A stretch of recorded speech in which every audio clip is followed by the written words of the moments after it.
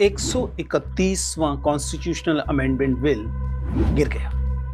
असली कहानी लेकिन ये नहीं है। असली सवाल ये है कि आखिर नीयत क्या है, मंशा क्या है? क्या विमेन रिजर्वेशन को जानबूझकर टाला जा रहा है? पहली बात यह विमेन रिजर्वेशन बिल तो था नहीं, बल्कि परिसीमन बिल था। हाँ, इसका असर सीधा सीधा महिलाओं के आरक्षण पर पड़ रहा है। लोकसभा की सीटें 543 से 800 करने की कोशिश का मतलब ही ये था कि पुरुष सांसद अपनी कुर्सी नहीं छोड़ना चाहते और उत्तर दक्षिण के बीच जो असंतुलन है उसे और बढ़ा देने की कोशिश तो दिखाई दे ही रही थी। दूसरी बात, 2023 में जब विमेन रिजर्वेशन बिल पास हुआ तब इसे तत्काल लागू करने की बजाय जनगणना और परिसीमन की शर्तें लगाई क्यों गई थी? क्योंकि जैसे ही जनगणना होगी और खासतौर से जाति जनगणना होगी तो स्वाभाविक है कि अलग अलग वर्ग अपनी अपनी मांगों को लेकर सामने आएंगे और ऐसे में फिर से विमेन रिजर्वेशन को टाला जाए।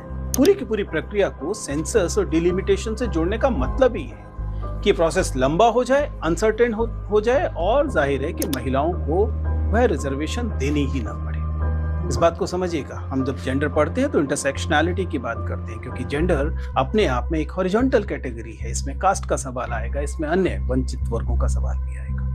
देखिए, मुझे तो लगता है कि यह मामला केवल देरी का नहीं है, सरकार की नीयत नहीं। यह भी दिखाई देता है कि लगता है सोची समझी रणनीति है, क्योंकि सरकार अगर चाहती तो स्वाभाविक तौर पर इसे बिना डिलिमिटेशन से जोड़े और बिना सीटों को बढ़ाए भी लागू कर सकती थी। लेकिन जानबूझ के एक ऐसे रास्ता चुना गया है जिसमें नीयत जो है वह इसको न करने की दिखाई देती है।